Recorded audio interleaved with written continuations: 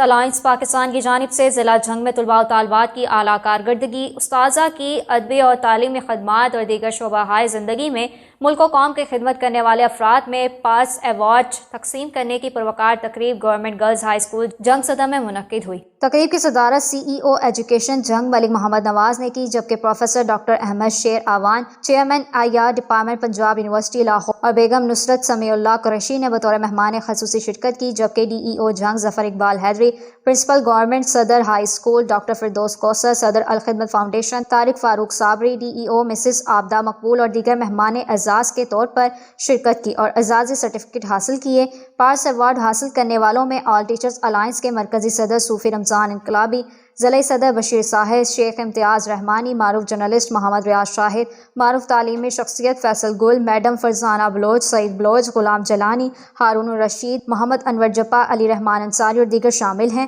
تقریب کو خوبصورت بنانے کے لیے صدر ہائی اسکول کی جانب سے رنگا رنگ اور سبق آموز ٹیبلو بھی پیش کیے گئے۔ تقریب سے خطاب کرتے ہوئے صوفی رمضان انقلابی کا کہنا تھا کہ ضلع جھنگ میں طلباء و طالبات کی اعلیٰ کارکردگی، اساتذہ کی ادبی اور تعلیمی خدمات اور دیگر شعبہ ہائے زندگی میں ملک و قوم کی خدمت کرنے والے افراد میں پارس ایوارڈ تقسیم کیے جاتے ہیں، جو ان کو خراج تحسین پیش کرنے کا ذریعہ ہے۔